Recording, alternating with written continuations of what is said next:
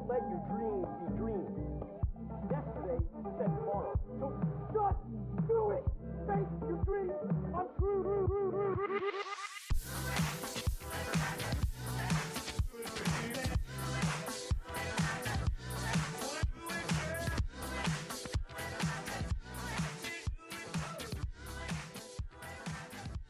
Welcome to Screen Tones, where we talk anything and everything webcomics. Today we are playing the numbers game. That's right, the numbers game. It's the game where you lose your sanity looking at mountains of stats and graphs that you don't even know what they mean, in the hopes and dreams that your hopes and dreams for your webcomic will come true by getting the right numbers. And remember, in the numbers game, the numbers don't matter.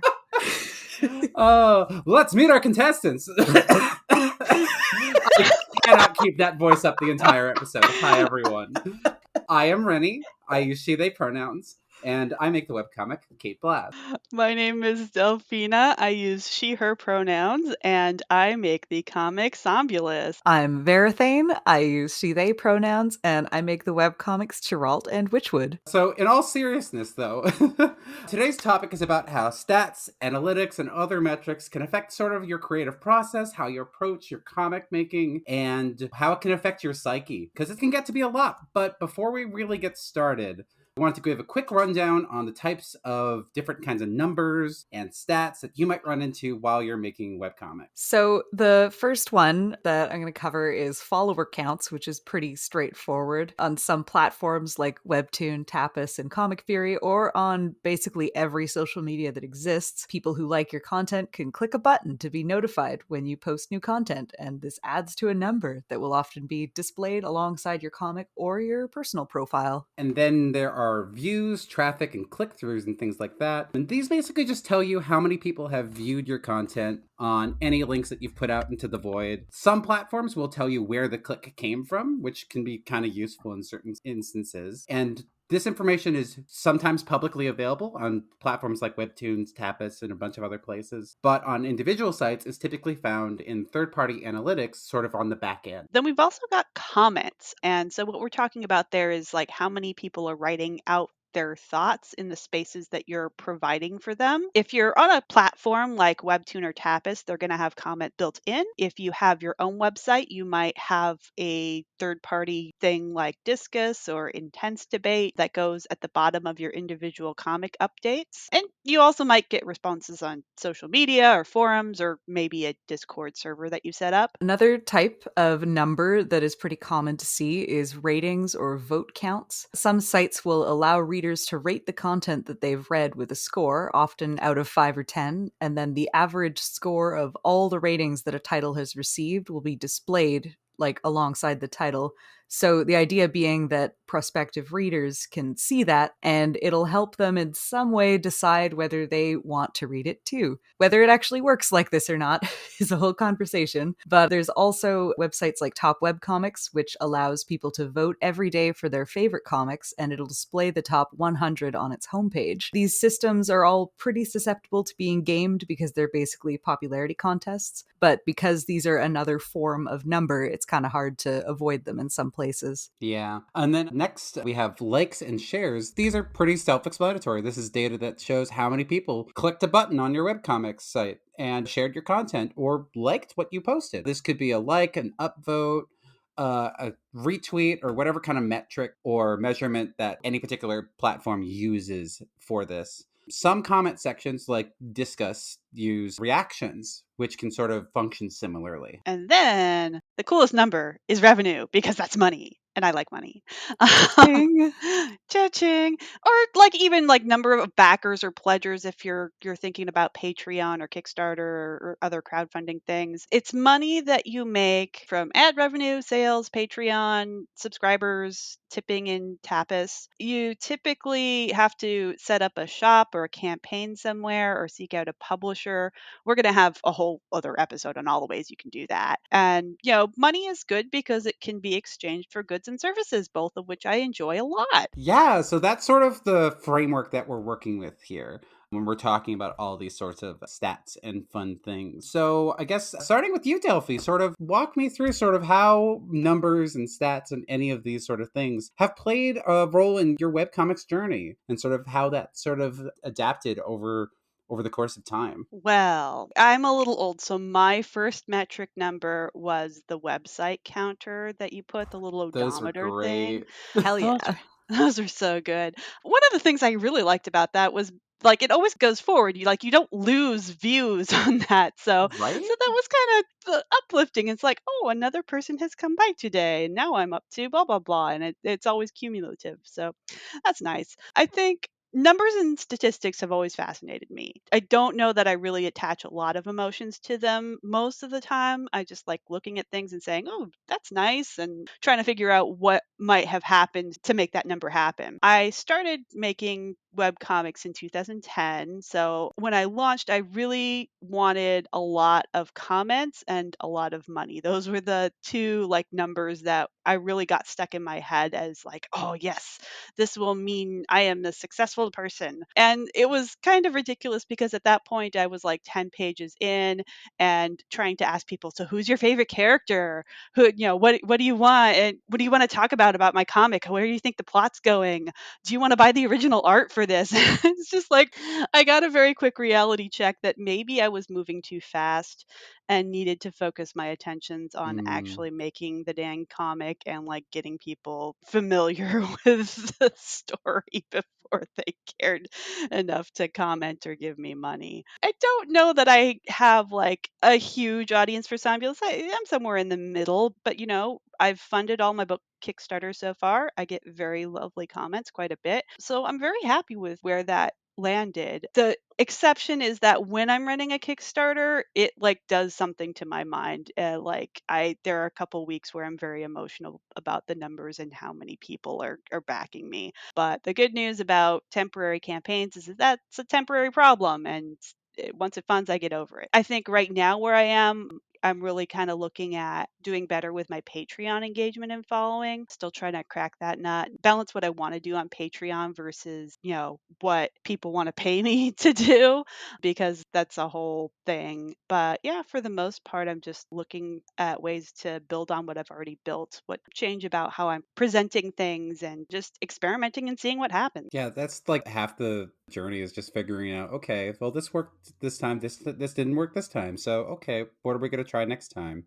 Sort of figuring out what actually matters to you in the moment. Cuz like some of those engagement numbers that you were mentioning like aren't going to matter quite as much as like if they do like during a Kickstarter campaign, for instance. So it's always good to sort of manage that. But how about you, Thane? How do you feel about how numbers and stats have sort of changed over time? Well, they definitely have changed a significant amount because similar to Delphi, I did not really have access to basically any of them when I was first getting started. I didn't even have a visitor counter. My first website was coded entirely in Notepad using HTML, and I Heck didn't have a yeah. CMS. So I just was manually changing the links on every page to add a next page and then like code in the right image link. So it took me a good 5 or 6 years to even think about installing comments. Google Analytics, I didn't install until year 7 or so, because that was when I ran my first Kickstarter, which definitely does do a kind of thing to the numbers involved with Kickstarters. Suddenly I went from like 0 numbers to like all of the numbers, because it's not just a matter of like watching my pledges going up and down. It's like all of a sudden I signed up for Twitter specifically to market my Kickstarter. And so all of a sudden I had all the Twitter numbers to worry about. And then looking at the Kickstarter referrals to see how many people were following the links on my Twitter and how many people were clicking from my website. And what could I do about that? What could I do to make those numbers go up? So once the campaign had ended, I kind of kept doing a bunch of the stuff that I had been doing during the campaign. Like I didn't close the Twitter account, obviously. And I started signing up for more social media very slowly and being like, if I present in these spaces, I can get more readers, because in some inscrutable way, some of these numbers can translate into people reading and caring about my things. So I do feel like I appreciate starting my webcomics journey with so little access to numbers, because I feel like being able to spend that much time kind of only focused on the story and really not thinking about that kind of pragmatic, like the marketing side of things, meant that I was like very undistracted from my personal artistic vision. And maybe it's, I don't know, I feel like it was kind of healthy in some way. But yeah, there's definitely been more and more of them in my life lately. I do think it's definitely healthy to sort of have that separation between the art and the numbers. I know definitely for me, like a lot of like sort of like my formative sort of creative process before making webcomics was just, it was all in person. It was all sort of just in my sketchbook. So it was like, or like on DeviantArt where like the only numbers were like, it was llamas and everyone knew that was a joke, even at the time. So it was like, it wasn't taken seriously, at least in most circles. And I've definitely seen sort of a shift in that from a lot to like really caring quite a lot in sort of the beginner phase, which I definitely agree is sort of like maybe not the healthiest. I know for me, like when I started my webcomic, I was very focused on the numbers because I like numbers. I like data. I like knowing, okay, this thing that I'm doing works. I'm gonna go min max this webcomic and just like, all right, let's go.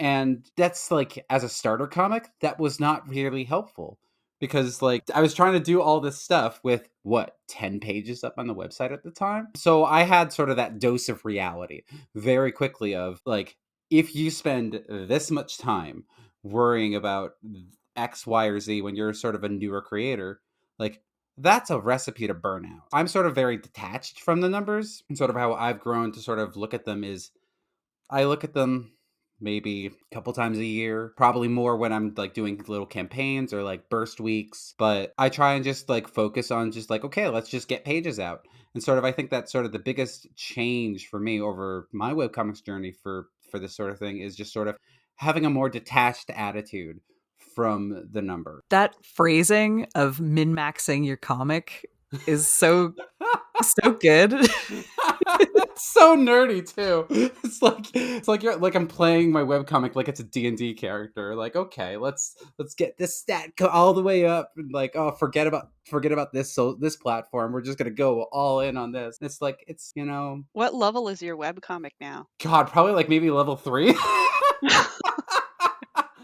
But it's like you gotta sort of go with the flow sometimes too, because it's like you're not gonna be able to swim upstream forever, like that you're gonna get tired, and that's sort of what dealing with a lot of these stats can feel like if you open up like Google Analytics, it gives you a lot, and I know Thane's gonna go into a little bit more on that later, but it gives you a lot of information and it can be overwhelming. So like if you want to try and get into a lot of that, you have to sort of go in with a plan and sort of an understanding of, okay, what do you want? So, but that does get us into our second question, which is sort of how do you all use your statistics and that you have access to in productive ways to actually sort of help your process when you're working on or marketing your webcomic without letting them have too much influence. And we'll start with you, Delph.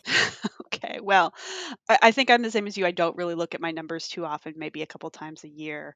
I do have Google Analytics on my site, so sometimes I open that up and I look at the numbers, see if there's any interesting patterns or places that people are coming from. But at most, it's just well, that's nice, and then I close it and go on with my day. Because at the end of the day, I'm just going to do what I'm going to do. I'm going to try different things. I do think sometimes it's fun to look at Twitter's analytics because there's a little bar icon under every tweet that you can look at, and you could click on that and it'll show you how many views it got and how many like people clicked the link and how many people went to your profile from that. And so sometimes if I'm looking at that, I can rank, my tweets and on a list from best to worst and see what kind of patterns I can deduce about like the best performing ones. Like, did they have a picture? Did they use this particular art or whatever? So maybe I should use a little more of that. But I think it's also important to just try, especially for Twitter, try the same thing multiple times, because you don't know what time of day you're hitting people. You don't know where the algorithm decided to put you that day, or maybe there's some kind of world event or drama that's going on that's clogging up everybody's feeds and you just got lost in the shuffle. Like, if a tweet is performing badly but you liked it, like, try it again. Try it at a different point in time and see if you see any different results. I think that's kind of the way that I use Twitter's analytics specifically. But other than that, you just gotta take a step back. You have to realize that, like, any one tweet or any one point of data is just a point of data. It's not the whole story. And you do need to kind of look at things in trends and patterns instead of trying to dissect every single word in every single tweet. The other thing that's cool about those the little Twitter analytics is it at least defines. It has a little I button next to all of them, and that defines sort of what it actually means on Twitter. So that if like a specific stat means something different in different places, it at least tells you, okay, this is what it means on Twitter. So I think that's really helpful for like someone who's new. Yeah, it's actually really accessible. I find it a little more accessible than Google Analytics because there's so many buttons and levers and things that may or may not mean something, but Twitter, it keeps it pretty condensed. I think Facebook has it too, but oh gosh, Facebook is just it's the worst. I don't get any traction on Facebook. I think the algorithm just hates me there. So I don't, every once in a while I'll go back there to let people know I'm doing another Kickstarter. But yeah, it doesn't seem to be as helpful for me, but yeah, Twitter, sometimes it is. Twitter. Sometimes it Sometimes it is. is. And sometimes it really is not. Social media experience. So, numbers wise, for my answer to the second question about how do I use my statistics, I guess there's sort of three things that I'm kind of paying attention to, because on some level, basically all my comics now have some form of ad revenue on them, which is kind of new to me. So I've been paying a lot more attention just in the past year or two to my website statistics than I used to. There's sort of a couple categories when I'm looking at Google Analytics. There's a couple things that I kind of care the most about, I guess. One of them is the audience overview section, which is just kind of tracking all the main traffic stats, how many people are visiting the comic, and it breaks it down into page views, which is how many times each page has been loaded, which tends to be the thing that ad revenue is calculated based on because the advertisers care about how many times their ad has been displayed. But it also breaks it down into how many users, like how many individual people have been visiting it, and how many pages have each of those people been reading on average, which kind of translates to how many of those viewers are actually reading multiple pages of the comic versus who are just looking at the front page and then leaving again. And then it'll further break that down into new users. And the first thing that I do whenever I'm looking at my Google Analytics is that I'll expand the timetable because it always wants to show me just the last week, but I never find that very useful. And I like to expand it so it'll show me like the past like 5 or 6 months or even like a year at a time, because it'll assign graphs to every single one of those metrics. And you can see visually which of those numbers have been kind of going up or going down or having weird spikes or like doing funky things. So this can kind of turn into kind of useful information, especially if you also look at the other graphs that I care about, which are the referrals. Those are the ones that show you where people are clicking through to your website from. So you can see who's coming from, like, say, another webcomic has linked to your update. You can see how many people are coming from there, or how many people are coming from Twitter or from Tumblr or from like TV tropes or from a review that you got 3 months ago on some like comics website. And you can also break down how many pages the people coming from those places have been reading. So thanks to these graphs, I know that readers who come from TV tropes tend to actually read an awful lot of pages of my comic, which is part of why I love TV tropes so much, because the counter that shows me like viewers who come from this specific website tend to be very interested in the content on my comic. And I think that's pretty neat. And it's information that I maybe I could guess at it, like I have some theories about why this might be the case, but the fact that I know that this is happening is kind of a cool little factoid. So, something that I dislike about the way some platforms handle stat tracking, in particular Webtoon, is that they don't really show you much of any archival information on like the past history of what's been happening on your comic. You can basically only ever see the latest month of stats. It'll show you how many hits you got that month and your current subscriber count, but you can't see information on past months, except for at the very bottom, there'll be a little line about what you got last month, and anything 2 months ago, it's just gone. It's in the ether forever. I assume somebody like in the corporate side has access to those numbers, but the creators don't have access to them at all. So because I am curious, because I have ad revenue enabled on my comic, and I kind of want to know like how does this actually correlate over time, I've put together like a little document where I'm kind of tracking it myself.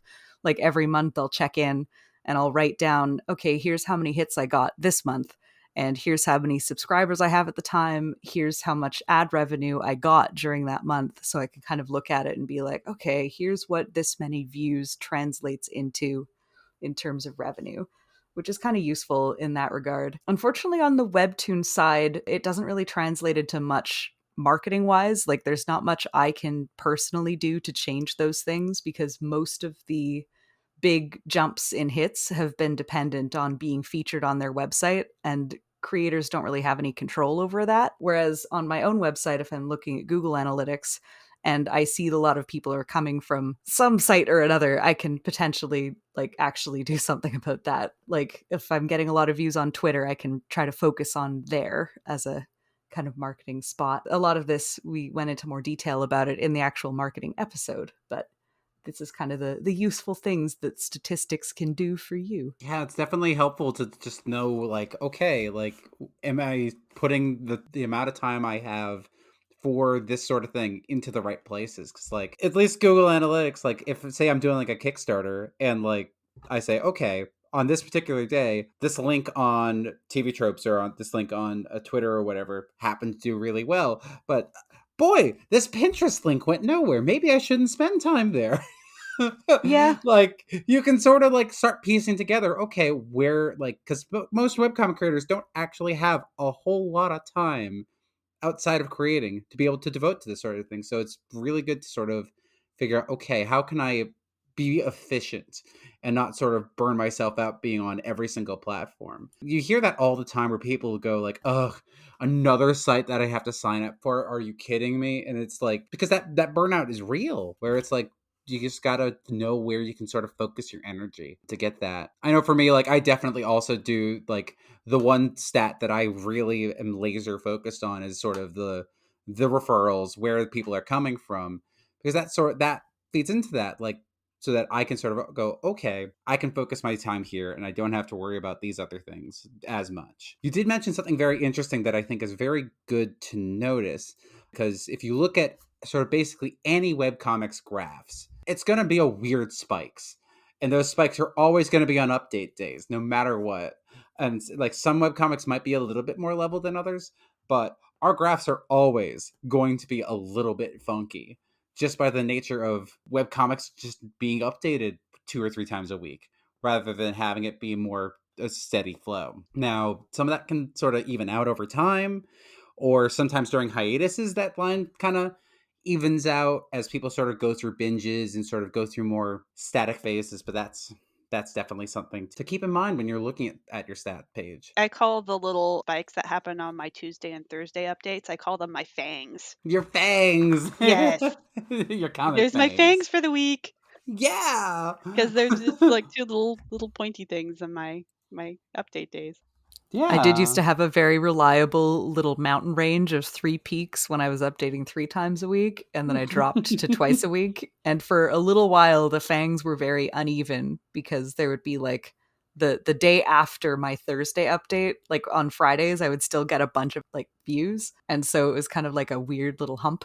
The second People one. being like, what do you mean no update? But now people are used to it, so Yeah. I've also got the fangs. It's also very useful to look at that for burst weeks, which we've sort of talked about those before in other episodes, where you sort of go a whole week where it's like, okay, this is a scene that I really care about the pacing for, so I'm going to do 5 updates this week. Those are the weeks that you want to be paying attention to, sort of being like, okay, where are those marketing things sort of firing off, and sort of those little spikes are going to be helpful sort of on that. One fun and interesting thing I sometimes do on weeks like that, or like on Kickstarter campaigns or things like that, is I will have the link to that. Like if it's on like either on one of those marketing things or on like a business card, if I'm going to a physical event, I'll sometimes have the link be slightly different so that when I'm looking at my Google Analytics, the referral link will go directly to that. And also, so I'll know, okay, this referral came from this business card. And so it's very easy to sort of start telling that. Well, I like that our intro was all like, the numbers don't matter. But then in my answer, I was like, here's some numbers that I think matter. Sometimes numbers do matter, but Some numbers matter. some numbers matter, and some numbers matter at other times more than others. Yeah, and a lot of it is also like Google Analytics and other things like that give you a lot of data. Oh, most of it I ignore completely. Exactly. But it's like if you look at the wrong stuff, it's garbage in, garbage out. Like you're not going to get any use out of that data if you don't really know what you're looking for. And sometimes you got to know when emotionally you got to just check out and be like, you know what? This ain't my problem right now. Because sometimes those numbers can get really, really consuming. And like I've seen creators just get lost in the numbers game, and just like you start to see the comic sort of like shapeshift in front of you, sort of changing to like what'll get the most clicks, what'll get the what's the biggest thing right now on this site. And you'll sort of start watching the comic sort of morph, sometimes for better, sometimes for worse, but it's almost always sort of starts moving away from the artistic vision that the creator had. And I always find that a little bit sad in some ways. I will now be retitling Witchwood to 50,000, which is the number that I hope to have. 50,000 watts? I don't know. But Numbers, just numbers. All the 50,000 numbers. Oh, but like when it's, I always feel like there's kind of a sweet spot for that information, because like you mentioned, like Webtoon, like or and Tapas don't necessarily give you as much data. Some of that is intentional, and then Google Analytics gives you way too much information. Like I don't need to know my reader's Google assigned gender. That means nothing to how I make my comic. But they give it to me, so it's like, okay, sort of. I think there's sort of a sweet spot, like definitely mentioned earlier, like the Twitter thing gives enough information. You can kind of track it a little bit. It could go a little bit better on archiving, but like I feel like there's a nice user interface sweet spot in the middle. And I think it's really good that like on some sites like Google Analytics, you can kind of make your own dashboard page, so you can kind of set up and then bookmark that and then just go, okay, I'm going to make the page that gives me the numbers that I actually want to look at. But a lot of what we've been talking about so far is sort of the technical side of sort of, okay, this is what this number means. This is how you can kind of use it to sort of like in tandem with marketing and stuff. But numbers and stats can really mess with your head if you get in too deep. So like I mentioned in the cold open, it can definitely drive like the most hardened webcomic veterans absolutely batty. So what advice do you have on like surviving that you want to be able to share with other creators to navigate the emotional landscape that is stats and numbers? Okay, so what I like to do is I just like to break it all down and figure out what the numbers actually mean. And these are my hot takes. Follower count, it's a talking point, I guess. You can have little contests when you get to a cool number if you're close to a cool number. But on any platform where your content is not locked, you don't have to be a follower to see somebody's content. And in fact, all social media by default will just throw people's posts around that you don't know about. So there could be a lot of people looking at your stuff because, like, somebody liked this or blah, blah, blah. And it doesn't have anything to do with your follower count. On the flip side, followers in a webcomic context don't always give you comments or money or loyalty. Sometimes they're they're not even there. They're like fake bots or whatever. So I think it's important, if you're slipping into a mindset that follower count equals how many people care about your comic, that is absolutely not the case. It's really more reflective of what tactics you, or more likely the platform that you're using, signs people up to be your follower. They're honestly kind of useless. I don't think follower counts are worth keeping track of. Views, traffic, click through, we've kind of gone over that, and they're better than follower count, but still not 100% indicative of your quality. You might be making the kind of story where it really reads better to visit every few months and catch up, which will show as fewer views. Temporary features on webtoons or whatever can bloat your view numbers. Viewers can come from negative sources or trolls who are dunking on you. And views are also not an indication of who's passionate about your work and who would spend money on your work necessarily. I know a lot of people who don't really get many views, but they make a lot of money because the few people that are reading their work really love it. And I know people who get tons of views and really don't have a beat on monetizing it. So it kind of matters, like, what do you want to use the views for? And if you're finding yourself wanting more views, that's valid. You probably need to be taking a look at personally appealing to your circles or getting involved in new ones. Don't DM people or put them on your mailing list without their consent. That's rude. Don't ever do that. But yeah, probably need to be dropping your link in appropriate spaces a little bit more, switching up how you describe things to intrigue people to click through. Likes and shares, they very rarely result in anything. The only thing they're really good for is kind of boosting you a little bit in the algorithm. So if you're finding yourself wanting more likes and shares, try scheduling things so far in advance that you forget you even put them there. I love this because if a post doesn't get any attention, I forget I even made it. And if it does, then it's kind of a pleasant surprise. You can also ask sometimes if you have something urgent, just say, share this with your friends in the tweet or in your comment section. Don't abuse it. People are going to ignore it after a while if you keep doing it, but it can definitely work out, and just reshare your own content after a while if you don't have energy to make new stuff, because a lot of times people haven't even seen it. Ratings, I think that's they can kind of mislead you into thinking your comic might be bad when it's probably not. Negative ratings can be totally based on random or subjective things, like, if a person is allergic to your font choice, or if the app isn't working for them. And it's basically very unqualified data that's not going to help you fix anything if there is something that's less effective about your comic or a facet that needs polishing. If I think in the podcast world, at least, I think asking for 5-star reviews is something you hear a lot, or like rate us in the app store. And I do think if the platform you're using ranks things numerically, it's worth reminding your readers every so often. Don't get pushy or demanding with it. Don't guilt people into it. Just let people know that it actually does tangibly help you, and it's a free thing they can do if they're enjoying your stuff. A lot of times, and this goes for comments too, a lot of times people just need reminders that they can do it. For top webcomics, I made a quick URL at zombulist.com/vote that'll take you right to my voting portal. I upload new incentives every week, and I have announcements scheduled out on Twitter every week. So it reminds people, it helps boost my comic in the ratings. And again, I set it automatically, so the emotional context of making a tweet and then seeing if anybody noticed it is not there anymore for me. And that really takes a mental load off of me. And the money, if you've made a product that is sellable, and if you've successfully convinced people to buy that product, and those things are extremely different skills than making a good comic. You can make the best comic in the world, you can print it in a book, and it can sit in your closet gathering dust. And I know lots of people who have done that. And I've also seen people like ask their followers on Twitter, which of these things would you buy? And their followers vote, but then they put it in their store and they don't talk about it anymore.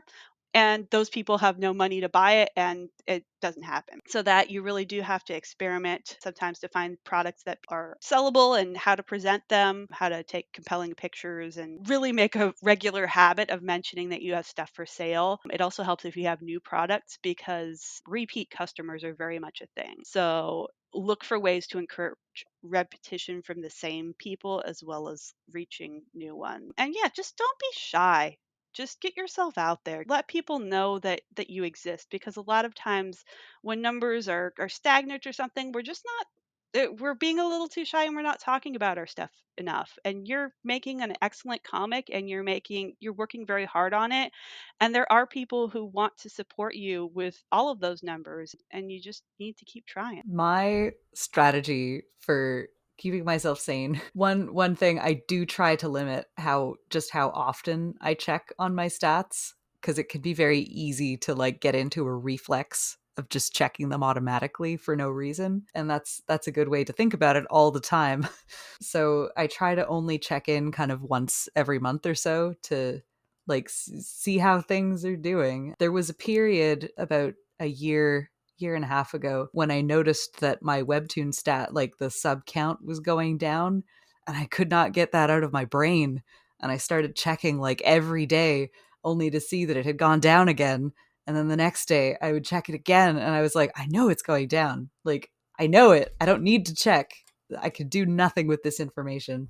So I just had to cut myself off of checking it entirely, and like it for 3 months or so. It's like, okay, not going to look at this, because I was really taking a hit on the mood, you know? It's important with any of these numbers just to not get too carried away by the numbers themselves. Like, a lot of the websites that publicize these things, they make them so prominent because they have an interest in kind of hooking all their users on the idea that making the number going up is like success, and it means that they're making a good comic or whatever. But these things are not connected traits, and often these are not as useful to creators as the platforms that host these and make them so widely publicized would like you to think. They don't reflect on your work's quality or on any intrinsic qualities of you as a creator.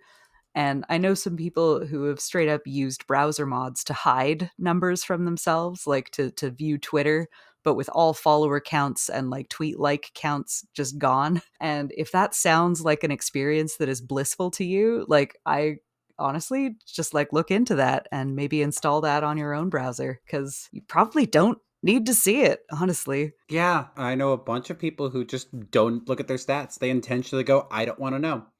I want to focus on the comic. I want to make the comic. I want to put it in a book form and get it out there and sell it, and not look at the numbers. And you can do that. That is 1,000% a perfectly valid strategy. All these numbers can do is just give you more information, and that's all it is. It's just additional data points to sort of navigate with. Doesn't necessarily mean that they're required. Doesn't mean they're mandatory.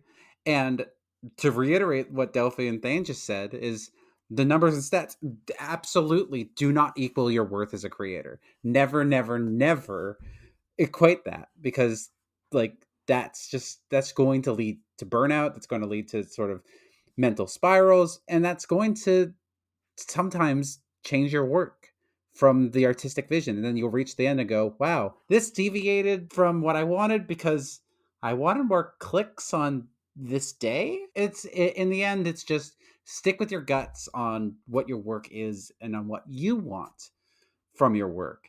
And then the numbers should be helping you achieve that goal, not the other way around. And I think that sometimes it can get very easy to get those two flip. And it also ties into like, know when to sort of walk away. Be like, you know what, this is bugging me.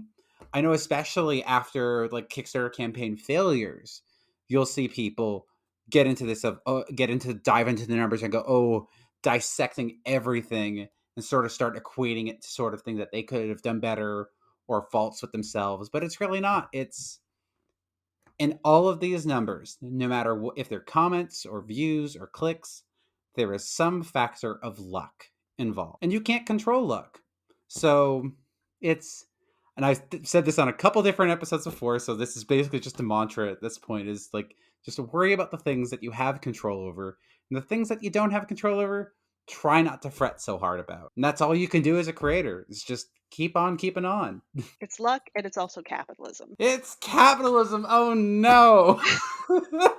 It's always capitalism. Of course, the episode of Numbers is going to eventually go there. Yeah. Capitalism wants you to care about the numbers. It's true. Don't let it happen. Don't fall do it. victim.